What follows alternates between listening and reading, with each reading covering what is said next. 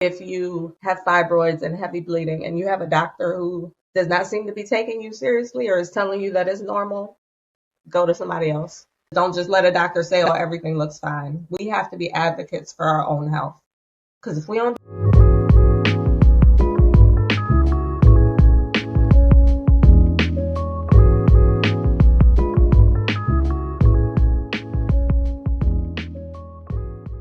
Hey y'all, I am making this video in honor of the memory of Jessica Pettway, OG YouTube beauty influencer, and the countless Black women who have been failed by the US healthcare system, including myself. So in case you're unfamiliar with Jessica, I'll tell you a little bit about her. Jessica Pettway, a 36-year-old beauty influencer known for her hair tutorials on YouTube, passed away on March 11th in a hospice facility in her hometown, Georgia, after battling cervical cancer. Pettway, who leaves behind 2 kids and a husband, is considered one of the original YouTube influencers. After being misdiagnosed with fibroids for 7 months, Pettway was hospitalized for extreme bleeding and abdominal pain that she referred to as, quote, labor-like. She was finally referred to an oncologist who diagnosed her with stage 3 cervical cancer. Black women are 41% more likely to develop cervical cancer than white women and are 75% more likely to die from it, according to the National Library of Medicine.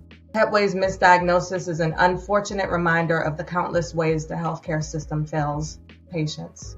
Pettway wrote in an Instagram post that in July 2022, her husband found her unresponsive. When she was rushed to the hospital, doctors told her that her extreme loss of blood was, quote, due to fibroids, and that it was, quote, normal and common. Her bleeding and pain persisted. It wasn't until she went into the hospital for a biopsy 7 months later that she saw a doctor who was the first to show some concern, as Pettway put it. Upon examining Pettway, the doctor quickly noticed that she couldn't see her cervix because a huge mass was blocking it. She referred Pettway to the oncologist who diagnosed her a week later. This is sad and all too common. I'm trying to hold it together, y'all, but she shouldn't have had to die, and this happens so often in the healthcare system. My most successful video on this platform is, I can't even get through this video. I watched Jessica's videos for over a decade and was very inspired by her beauty, by her vulnerability, by her skill, by her style. So it's a loss of an influencer, but I keep thinking, wow, that could have been me. In 2023, I went off of birth control. Prior to that was using IUDs from the time I had my first child. And after I got my IUD removed, my period came and it just would never leave. It would leave for maybe 7 to 10 days and then come back. I bled for most of the year. Heavy bleeding. I went to my gynecologist, a new one, Black woman gynecologist, and I had ultrasounds that showed that I had fibroids. I'd had prior issues with fibroids. If you want more detail, check out my fibroid video. So I had surgery. The type of surgery I had was called a hysteroscopy, where the gynecologist goes in with a camera and whatever fibroids they see, they cut off or laser off. After my hysteroscopy, which was supposed to stop the heavy periods, they persisted. I was still getting my period all the time. It was ruining my life. It was ruining my health. I was very depressed. My period took over my life. I was in the bathroom more than I was not. I go back to my gynecologist and I say, this issue is still happening. And she says, oh, it's normal. When you have fibroids, this is something you have to deal with sometimes.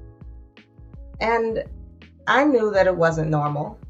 So I got a second opinion. And I got a second opinion from another Black woman gynecologist in that same practice. And she took it seriously.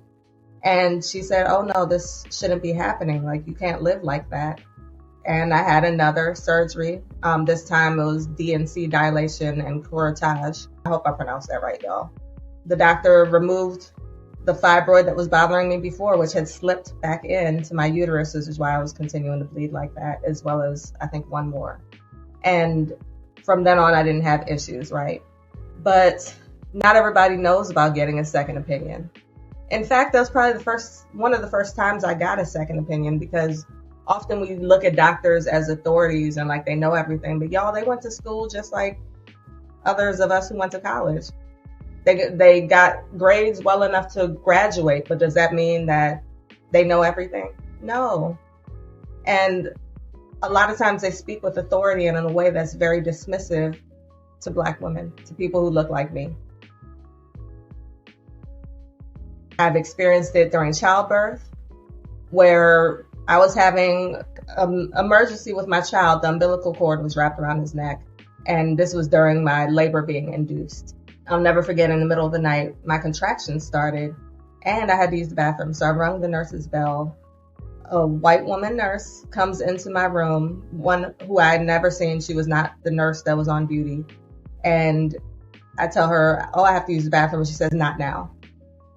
And she starts doing stuff on the computer. And I'm like, okay, is anything wrong? Like, it just was one of those things where she was ignoring me. And I said, I'm also having pain. My contractions, she said, it's not that bad.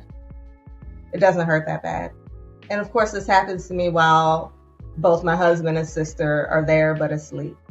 And that is what happens to us all the time. Our concerns are dismissed. The wild thing is, even for me as a breast cancer survivor, this also could have happened to me in regard to breast cancer, because the gynecologist who was responsive about my fibroids, when I felt a lump in my breast days before my procedure, I went to her office. She felt the tumor and said, it doesn't feel like cancer to me. If you want, I could give you a referral to get a mammogram. But, because of how young you are, and, it feels soft, not hard, that's not what we're normally looking for. So I said, okay, I'll get the referral. If not for my mother persisting to tell me, go ahead and make that appointment for that mammogram, y'all, I would have ignored it. I go to get the mammogram. Black woman radiologist who was very sweet. These doctors were all very nice to me, y'all, but very sweet. She said the same thing to me. I don't think it's a tumor. It doesn't feel like cancer. I laugh now. Like, what does cancer feel like? I can tell you what it feels like because I was a cancer patient, but she told me it don't feel like cancer. And, she did the mammogram, but then they came back in and had to do other angles because there was something of concern. But she told me that it's probably fibroids in my breast, which do exist. I found out that day that fibroids in the breast exist, but I left there not worried at all, y'all. I was like, oh, I know cancer. What? So imagine my devastation when I found out that I did have it. And it turned out to be stage 2 breast cancer, y'all. I had a tumor in my right breast that I could feel with my hand. It was 2.3 centimeters. And once I'm going to an oncologist, one that I ended up leaving, I go in with excruciating pain in my underarm. This is probably 2 or 3 weeks later after my diagnosis. So in my mind, the tumor has spread. I go to my oncologist. I don't say I think the tumor spread, but I'm like, I'm concerned about this pain. He said, that's not how cancer works. It doesn't spread that fast. It was in my lymph nodes, y'all.